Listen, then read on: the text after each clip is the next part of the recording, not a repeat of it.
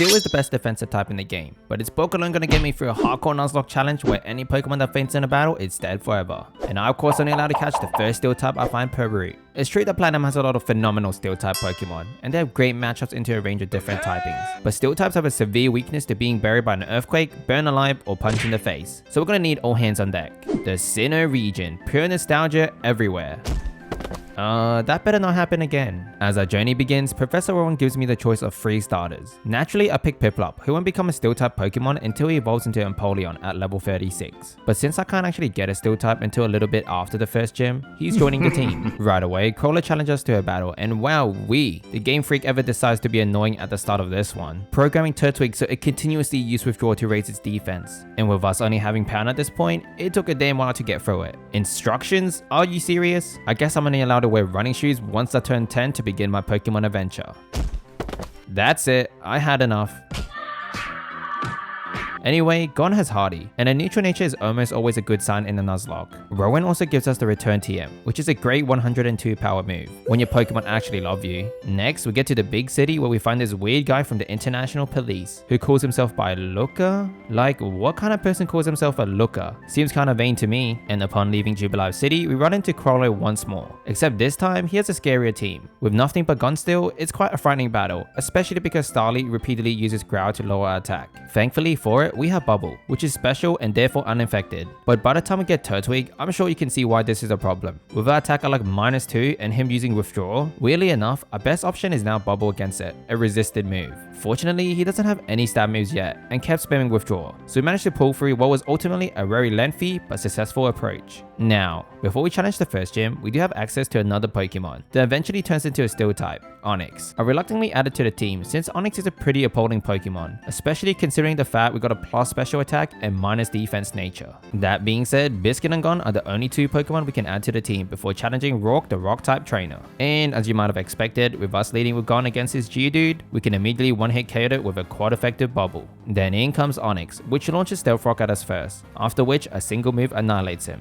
Finally, he sends out his biggest threat, Cranidos, who outspeeds and hit us with Leer, dropping our defense. So we responded with Bubble, doing just less than half. He goes for another Leer on the next turn, meaning his headbutt can actually be quite terrifying now. But with his Cranidos in the danger zone, Rourke uses a potion. It doesn't matter though, as I brought him back to the red. And at last, he connects a powerful headbutt, which we barely survive. But without getting flinched, we go for the final blow, defeating it and winning us our first gym badge. And with Gon reaching level 16 during the battle, we have our first evolution, as he evolves into a Prinplup, who's still not a Steel type despite trying to deceive us by learning Metal Claw. It's then time for one of the most infamous run kills in Pokemon Platinum, as we have to take on Commander Mars. She starts out the battle by sending in Zubat, and I go for Gon. Surprisingly, a single Bubble Beam was all we needed to take down her first Pokemon. However, she then sends out the almighty Pro-Ugly next. The developers definitely thought about what they were doing when they gave this heavyweight a whopping 112 base stat speed, which is absolutely ridiculous. But with her only dealing about 10 damage with Scratch, while we brought her health almost half, I was very confident we have the higher ground here. Therefore, with another Scratch hitting us, I retaliated with additional Bubble Beam to bring it to the red, before eventually taking her out with the final attack, since she doesn't have any more healings. It's then finally time to box Prinplup, since the western part of Route 211 is open to us, meaning we can get our first Steel type encounter at Bronzor. And getting him first is important for a particular reason. I named him Pato, who has a relaxed nature,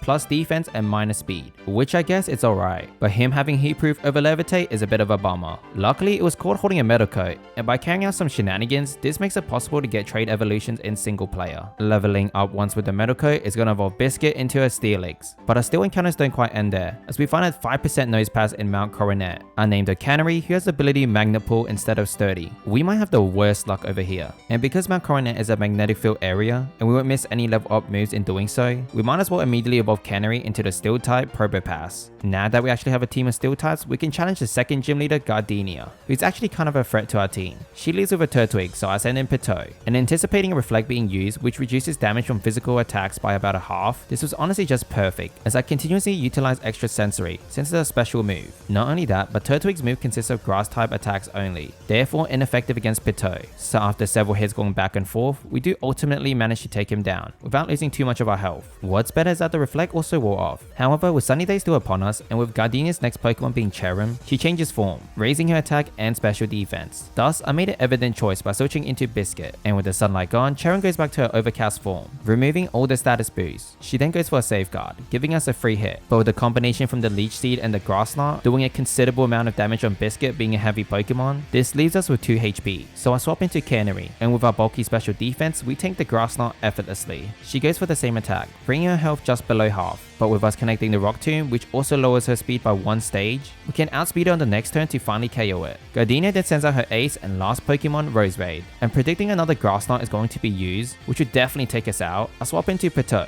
who withstood it pretty easily. Unfortunately, she does land a Stun Spore, paralyzing us as we also missed a 60% accuracy Hypnosis. She connects another attack, leaving us with 15 HP, but thankfully we do manage to get the Hypnosis in, so with Roserade fast asleep and our crazy luck, we bypass the paralysis twice, therefore getting 2 stab extra sensory and bringing her health to the danger zone, which also leads to a super potion to be employed. We connected one more strike before Roserade woke up on the following turn, but miraculously, we survive a life-threatening Grass Knot with 1 HP remaining. Like, how? But we avoided the paralysis again and one more hit finishes her off, getting us the win and the second gym badge, but that was a little bit too close for comfort at times. And speaking of discomfort, we pretty much immediately have to take on Team Galactic Commander Jupiter, who starts out with a Zubat, so I decide to leave with Canary, and we just end up outspeeding it and taking it out immediately with a Rock Tomb. Next up is our Skuntank, a big threat at this point in the game, as a fully evolved Pokemon with a 70 power stab, high critical hit ratio, Night Slash. And with us missing our attack, she used another Smokescreen. In one way or another, we connected the following Rock Tomb, and even though we didn't deal out too much damage, we still lowered her speed. But with another hit, decreasing our accuracy even more, we missed another strike,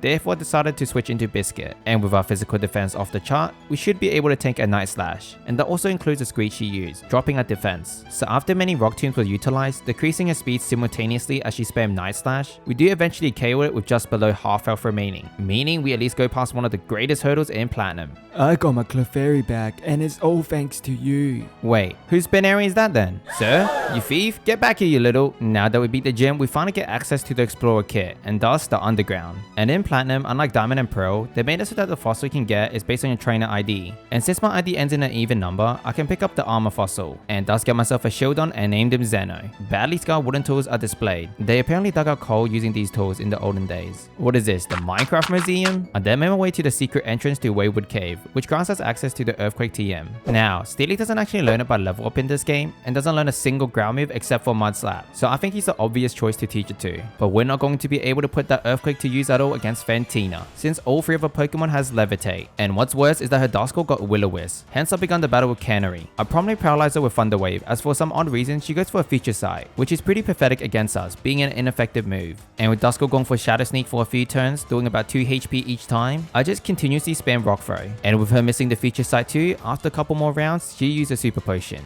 But it doesn't matter, with several more attacks, in the end we get the KO without getting burned at all. Fantina then sends in her real threat, Miss Magius. She outspeeds and connects the Confuser on us, but we bypassed it and got another Thunder Wave in, as the previous Feature Sight used by Duskull then hits us for some minor damage. Luckily, we snapped out the Confusion right away on the next turn and landed the Rock Throw, doing about a quarter, whereas she lands a crit with Magical Leaf, which we withstood pretty easily. We exchanged many hits, but after some healings carried out by her, we annihilated it with her final Rock Tomb. And with just below half health remaining, she sends in our last Pokemon, Haunter, which weirdly enough doesn't use Hypnosis first, so I promptly paralyzed her afterwards. This then allows us to outspeed and connect the crit with a Stab Rock Tomb to take her out, winning us our 3rd badge. Canary really is the legend, carrying the whole team on her back for the whole fight. But before we can move on, we actually have to face Crollo in the gate ahead, now possessing a team of 4. He leads with an Intimidate Staravia, so I lead with Canary. He can't really hurt us with his moves, but his double team can be very annoying with our low accuracy attacks. So I immediately paralyze him first as he hit us with a weak wing attack. I then go for Rock Throw, which brought his health to like about half, as he enhances evasiveness with double team, therefore leading to us missing our next strike and him responding with Endeavor. Unexpectedly, it hit us very hard, leaving us with just below half. Nevertheless, another attack does KO him.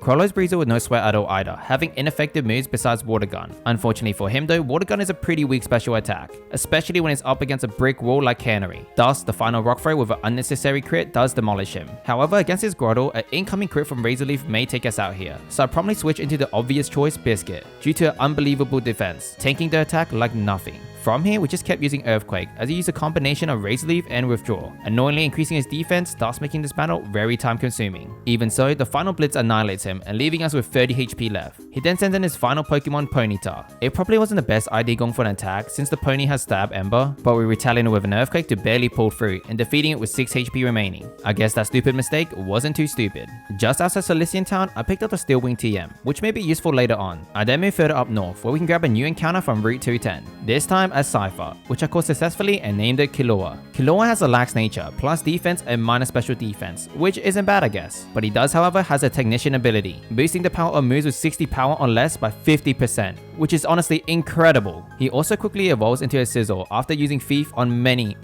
Bronzors for the metal coat. One of my favorite Pokemon of all time for sure. Also, while training out for the next gym, Zeno evolves into a Bastiodon, which admittedly won't be very helpful right now with its 4-time weakness to the next gym. Arriving at Veilstone City, I proceeded to the game corner, and in there I picked up a very useful TM, and that's U-turn. This means it's now time for the 4th gym battle against Mainline, the fighting specialist. With a steel type team, this is quite a frightening prospect. She leads with Meditite and I lead with Killua. After taking the small chip from Fake Out, a Technician boosted wing attack gets a clean one-shot. That then brings in Mainline's own ace, Lucario. Killua is able to tank a neutral Drain Punch, no problem, letting him go for a U-turn to bring in Biscuit for free. Our tanky girl then has to hold out a nasty super effective Force Bomb, but being the defensive tank she is, it barely leaves a dent, letting her retaliate with a massive Earthquake, avoiding the paralysis and getting the KO. That just leaves Machoke, so I switch back to Killua, who takes a Karate Chop on the switch and quickly finish the match with one last wing attack, netting us badge number 4. Now, defeating Mainline raises the level cap up to level 37, which means that we can finally bring Gon, the Primplop, back onto the team, level up to 36 and get ourselves an Empoleon. Not only that, Pitoy also evolves into a defensive powerhouse, Bronzor.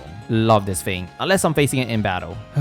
A blackout? They really will use any excuse, huh? Looking ahead, I decided to teach a Shockwave TM we found on Route 211 to Canary. We also get access to the Heart Scale move tutor, which is pretty dang nifty as I taught Thunderfang to Biscuit. And before we can go challenge the Pastoria Gym, we actually have another fight versus Crollo. But this time, things goes a little bit smoother. Even though he starts out with Staravia and goes for wing attack right away, Canary takes it comfortably. We then responded with a super effective, unmissable Shockwave and got the one-hit KO. The exact same thing happens for the Weasel as a pathetic priority Aqua Jet hits us for some puny damage, and we answer back with a single Blitz. But against his Grotto, I don't have any effective moves, so I decided to make a quick swap into Killua. However, with Grotto going for withdraw, raising his defense, it took us a total of 3 wing attacks with the Technician boost to eventually take him out. Ponyta was last, and despite Killua being quad weak to fire, I was certain we'll survive the Ember. Therefore, I hit him twice as he only manages to bring us just below half before we wrap up the battle. Our next opponent of the run is WWE Champion Crasher Wake and his water types, which really isn't a good matchup for steel types either. He leads with an Intimidate Gyarados and I live with Pitoy. Against this monster, my plan was to put this thing straight to sleep after having to eat a deadly waterfall. We succeeded and connected the Hypnosis. So with him fast asleep, I switch into Biscuit, and with Gyarados' weaker defensive side, I immediately go for a Thunderfang, dealing a significant amount of damage. But it wasn't enough, leaving him with like 1 HP. Therefore, a Hyper Potion was used. But 2 more attacks does ultimately take him out, with the last one being a crit. Are you kidding me? Should have gave me that earlier. Wake sends in Quagsire next, so expecting a Water Pulse, I pivot out into Gon.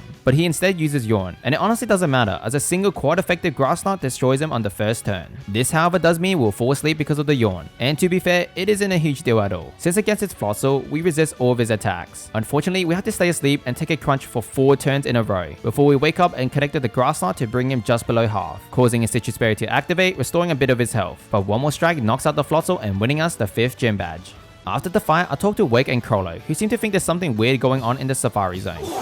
Oh, come on, Wake. It wasn't him, it was me. Mwahaha. Hello there, that wasn't very Mwahaha. Stop it, please, no more running. Mwahaha. Luca, why are you flirting with that officer? Help me out here. So after defeating the Fart Bomb guy, Cynthia asked me to deliver some medicine to the Psyducks on Route 210. And I was happy to do it, because if I don't do it, no one else would, right? Therefore, I gave the secret potion to the Psyducks and hold on, Cynthia? Surely you could have gave it if you're gonna come this way anyways. She then asked me to deliver an old charm to her grandma in Celestic Town, so as the kind person I am, I agreed. Since Noi wasn't an option anyway, on Route 210 we can grab a great TM, Shadow Bowl, which might be useful for a later encounter of ours. Then as I reach Cynthia's grandma in Celestic Town, I run into Cyrus in the ruins, and there I have my first fight with him. He starts out with Sneasel and I go Killua. It wasn't much of a challenge against his Weasel as 2 attack destroy him with ease, and to make it better, Killua took 0 damage. However, against his Murkrow, the Drill Peck did quite a bit, due to the previous Screech used by the Sneasel, which harshly decreased our defense. defense. So by taking another hit with only 9 HP remaining, we whack the evil bird to death. Therefore, with his last Pokemon Golbat next, I promptly swap into Biscuit, withstanding a crit from Air Cutter. And with the bat having all ineffective moves against us, this fight was history. Thus, after many Thunderfangs to paralyzing it, to some healings being used by Cyrus, we finally took him out. Good riddance. Winning the battle, Cynthia's grandma gave us a wicked HM, Surf, which is going to boost Gon's power by a ton and unlock many cool things for us too. So then it's off to, oh hi there Cynthia, funny seeing you here. Anyways, now that I have access to Surf, I can go grab the TM for Thunderbolt. Very powerful indeed. Then close by, I made my way to the Fuego Ironworks and caught myself a Magnemite. I named the crab, he has a neutral nature and a sturdy ability, which will be very vital. One level later, he quickly evolves into a Magneton. Fortunately, in this game, all we have to do is hit any part of Mount Coronet to evolve crab fully into a savage Magnezone, who is actually going to join the team as he replaces Zeno the Bastiodon. After that, we can head on to Canalave City, and you guessed it, we have to face Crollo once again. And this is probably one of the most dangerous ones so far, as Crollo now has 5 Pokemon. Not only that, but they're fully upgraded, with his whole team all evolved to their final stage. Unlucky for him, our King Crab is too OP, as he annihilates the Raptor with a super effective stab Thunderbolt. Rapidash comes out next, but since the pony doesn't have any powerful fire attacks, only possessing a not so damaging Fire Spin, Crab can easily destroy it with 2 Thunderbolts. Following is his Heracross, so I quickly pivot out into Killua, having to tank the almighty Brick Break. He goes for another one to bring us just below half, as I retaliate with a quad effective wing attack for the kill. And then against his Floatzel, I swap into Gon, who resists all of his attacks. Therefore, after comfortably holding out against some Aqua Jets, 2 Grass Knots demolishes him. Finally, he sends out his ace Torterra. I immediately switch into Killua because Torterra moves are ineffective against us. He goes for a Leech Seed, attempting to slowly drain us, but it was pointless. With a wing attack to bring him just below half and a followed up U-turn, we sealed the deal. I'm really glad there's only one more of these fights in the game. Before taking on the gym, I made a quick detour to Iron Island. From there, we helped out Riley and was rewarded a special egg. So then had to do a whole lot of biking until the egg finally hatches to Silver the Riolu, an amazing addition to the team. Not only can he function as both a physical and special attacker, once he evolves into Lucario, he's also fairly speedy, unlike almost all of my other steel types. Thus, goodbye Canary the Probopass. And with all those updates to the team, it's time to take on the steel type mirror match versus Byron. And since he leads with Magneton, I think it's perfect to lead with Silver. And much like his son Rourke, this guy is a complete pushover. I don't even know what to call this battle, a bloodbath? Who knows? Just a few stab Aura Sphere completely vanquished his entire team, winning us the easiest gym badge of the run. Additionally, we also get amazing TM for our team, and that's Flash Cannon. We might actually be able to get a deathless run. Okay, who just did that? Someone admit it, or I'm just gonna assume it was you, Professor Rowan. Anyway, in the Lake Valley Cavern, we encounter Commander Saturn, the relatively forgotten one I say, and I understand why, as he gets completely destroyed by Pitot. Then in Lake Verity, we also challenge Commander Mars, and this time, I just let Gon do the talking. It's then time for us to challenge the 7th gym leader, Candace, and her ice types. She could be a complete nightmare if you're not prepared properly, but with a steel type team, I'm feeling pretty confident going in. She leads with Sneasel and I lead with Silver. Sneasel outspeeded and hit us with a pathetic Aero Ace, and we retaliated with a 4-time effective Aura Sphere to take it out. Her next Pokemon is Piloswine, and she was an easy one-hit KO as well. However, for her Barmasnow, I decided to swap into Killua, as her Aura Sphere most likely won't be able to kill it, but her having Focus Blast might one-shot us. Unfortunately, her attack managed to decrease our special defense. Therefore, I went for U-turn into Pitot, taking the powerful blast approaching us. And since she'll go for full restore next, I swap back into Killua, as Bronzong has no steel type attacks. Another U-turn was used to pivot back into Pitot to hold out against another strike. And since she went heal twice on the same Pokemon, I can't switch back into Killua. Instead, I went for Crab, believing our special defense should be able to tank a super effective move,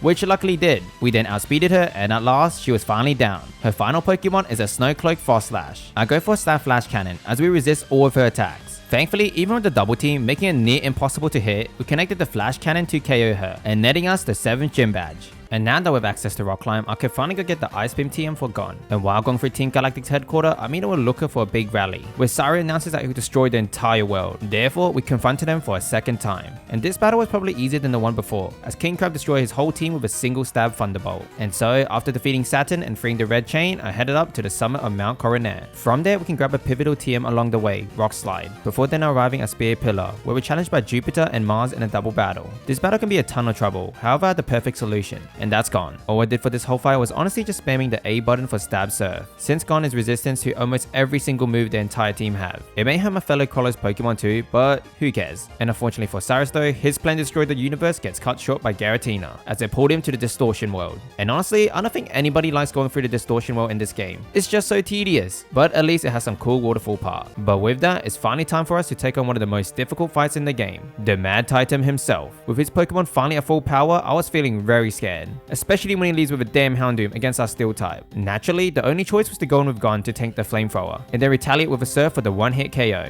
Then in comes Gyarados, which I was hoping to bait in as Intimidate doesn't affect us, and then we can switch into Biscuit for the Earthquake prediction, tanking it with our overpowered defense, and believing we can survive another one unless it's a crit. He went for a Waterfall instead, which thankfully we did manage to stay alive, just barely, and responded back with a quad effective Thunder Fang for the kill. Against his next Pokemon Honchkrow, I swap back into Gon to a non-effective Psychic, which sadly decreased our special defense. I then go for an Ice Beam, but unfortunately we didn't get the one-hit KO that I was hoping for. But with him missing the Heat Wave, I could not be any happier. Cyrus then employs a full restore, but with our speed far superior than his, another Ice Beam does evidently take him down. With Crobat out next, I pivot into Pito, being either immune or resistant to all of his moves. We tank the Pathetic Air Slash, then another one on the next turn, and fought back with Psychic, bringing his health just below half, therefore leading to another full restore to be utilized, but 2 more Psychic does ultimately defeat it. Finally, Cyrus sends in his last Pokemon, Weavile. Thus I switch into Silver as Weavile's attack are ineffective on us. He lands the useless Fake Out, then goes for an Ice Punch doing like 0 damage, and I fall back with a quad effective Aura Sphere for the finishing blow. Honestly, that battle always scares me a lot, and we're fortunate to have walkout with 0 death. Our next obstacle, however, is going to be Garatina, but once again we can just send in Gon for a couple Ice Beam to annihilate this so-called god. You know, Sandal's being such a weird place. I mean, we were on this route before, and they just suddenly invented a path that wasn't even there before. Onward towards Sunyshore City, I run into this guy who has 6 Pikachus, and apparently he wants to take on the league with all of them. Like, does he not know Cynthia has a Garchomp that has Earthquake? Wow, you're really good. You have 7 gym badges? All you need is 1 more to challenge the Pokemon League. And that kid is definitely right. We're 1 final gym challenge to face before it's time to go up against the Elite 4. Volkner can be a tricky gym leader to deal with, but since we have a ground type, therefore his Jolteon can't hit us with anything besides Iron Tail. And against Biscuit's enormous defense, this is basically the perfect opportunity for us to use Rock Polish and maximize our speed. So we then can outspeed every single Pokemon on his team, and his stab super effective 100 power Earthquake can one-hit KO almost everybody. His Luxray barely survived and connected a deadly Fire Fang, but we tanked it pretty well. And with a full restore being used, 2 more Earthquake does annihilate his last Pokemon, and that's all 8 gym badges acquired. The objective is to reach the Pokemon League. That's right, with all Sinnoh gym leaders defeated, it's almost time to challenge the Pokemon League for a chance at becoming champions. But before that, there's one final fight with our rival Crollo. And I'm not gonna lie, throughout our journey, he's been a total pushover. But this time, it's very different, because now all 6 of Crollo's Pokemon have a way to hit my Steel types for super effective damage. Against the Staraptor lead, I go with Pito, and for some odd reason, the bird immediately U-turn out into Rapidash, which doesn't matter too much as I set up Reflect, since most of his Pokemon has physical attacks that can harm us the most. And even though the pony has Fire Blast, Pito's Heatproof ability reduces the damage taken for Fire type moves by 50%, therefore we should be able to tank several. And with him going for Will-O-Wisp instead, it was just perfect. With 1 more Psychic, we took him out. However, the downside of not having the Levitate ability means we have to swap into Killua to tank an incoming Crunch and not an Earthquake. Well, that's weird. And since the Reflect is still operating for 1 more turn, and with Killua's high physical defense, we easily withstood the Earthquake, and 2 Wing Attack annihilates the ace. Snorlax is next, who evidently will use Earthquake as his other moves we're resistant to. But thankfully with our bulky defense, we tanked the few, thus allowing us to set up some sword dances, sharply increasing our physical attack.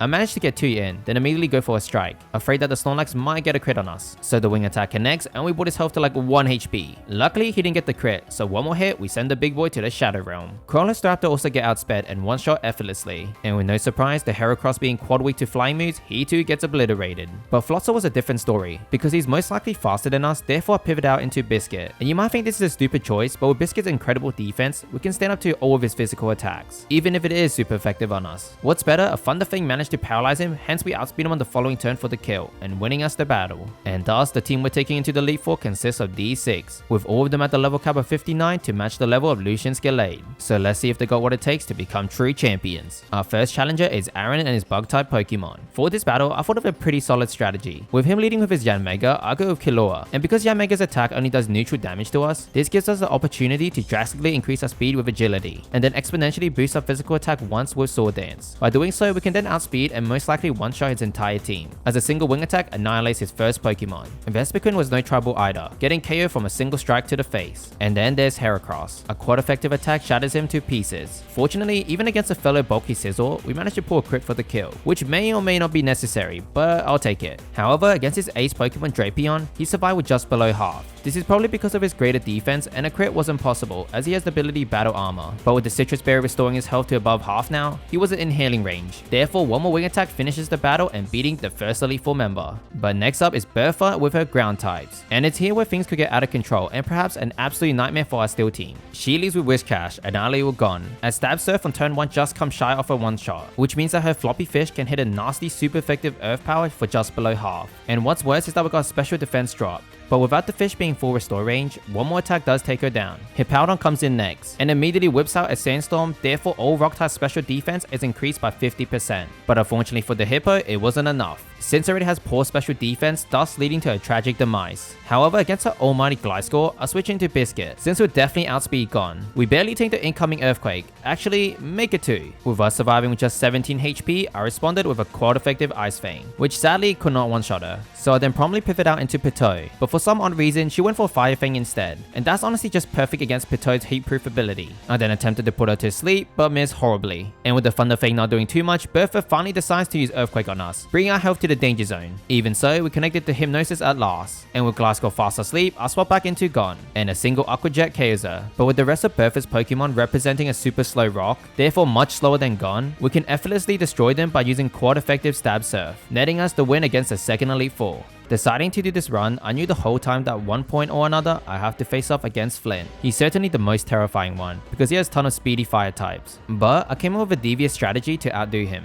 My lead is Gone, one of the 2 Pokemon who aren't weak to fire type moves. I was hoping that Flint's Houndoom would try to set up a Sunny Day, but he just opts for a fairly strong Flamethrower before we set up a Rain Dance, therefore boosting our water type moves by 50%, while reducing fire type attacks by 50% too. And with a crit from Aqua Jet, we KO'd his first Pokemon. That brings in Infernape second, who happens to know every type move we're weak against. So my only hope here is for Gone to survive a non-critical hit Earthquake, which thankfully he does, and a Surf now also boosted by a Torrent ability assisted in getting the one-shot stab. Next up is Magmortar, who threatens with Thunderbolt, making it fairly safe to swap into Pitot with his bulky special defense. And with the rain still upon us and Pitot's heat proof, he goes for another Thunderbolt, thus allowing us to tank it comfortably, which thankfully didn't paralyze us, and we landed the Hypnosis. Since Pitot doesn't have any effective moves against this beast, I swap into Biscuit. It was kinda risky, but I go for Rock Polish, boosting our speed by a fair amount, hoping that we can outspeed the rest of Flint's Pokemon. So with him still fast asleep on the following turn, I connected a Stab Earthquake and ultimately demolished it. That brings in Flareon 4, but with our recent speed boost, we outspeeded him and 1 Earthquake was all we needed.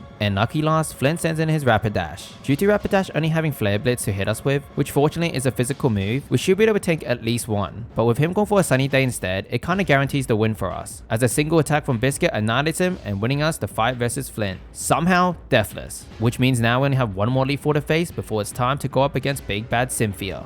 And that Elite Four member is Lucian, the Psychic Specialist, who normally can be an absolute nightmare to face, especially when he has a Galate with close combat out of all things. Naturally, our only option was to Leo Killua against his first Pokemon, Mr. Mime. Thankfully, he doesn't have any effective moves on us, so I decided to set up an Agility and then a Sword Dance, while Mr. Mime sets up Reflect and hit us for a not so much with Thunderbolt. And thank goodness it didn't paralyze me, or that would have messed up my whole strategy. I then go for a second Sword Dance as Mr. Mime sets up a Light Screen, and with the +4 in physical attack, a Stab X-Scissor takes him down. What's more, with the speed boost from Agility, we then began a domination. We outspeed every single Pokemon on Lucian team, and with the +4, they don't stand a chance of surviving a single X-Scissor from Killua, which goes to show why Sizzle, without a question, is one of the best Pokemon to use for the 4th generation, winning us the battle against the final member of the Elite Four. And so, with a deathless Steel type streak, it's time to face the last challenge, the battle that decides the run. Could I get through this at all, much less deathless? And I don't think I have to say much about her incredibly versatile team. So join me as the final battle with the champion of the Sinnoh region herself, Cynthia, begins. She leads with Spiritomb and I lead with Pitot. On the first turn, we get hit by a Dark Pulse, taking us down to about a third, and even got Flinch. She goes for the same attack, draining our health significantly, as I attempted to put this thing to sleep with a Hypnosis, which thankfully succeeded this time. I then go ahead and swap Pitot out for Killua. The Spiritomb stays asleep, and the following turn, I go for an Agility to double my speed, as the Spiritomb continues to sleep soundly. I went for another one, as Spiritomb now decides to wake up, going for an ineffective Dark Pulse and doing barely anything. Therefore, I then use 2 Sword Dances to boost my attack even more. more, which sadly leads to one of her strikes getting a crit. So with only +4 for physical attack, I command the Killua to unleash all that stockpile we just received, and a single X-Scissor eliminates her. Next up is Cynthia's ace monster, Big Bad Garchomp. So I'll go for another stab X-Scissor, hoping to take it out in one shot, and I just barely managed to edge it out. Following is Milotic, and with her occupying a weaker physical defense than Garchomp, she evidently gets taken out with one move. Next up is her Togekiss. Sadly, against his monster immense defense, the X-Scissor could not take him out, bringing himself to the danger zone at least, and with her retaliating with a shockwave,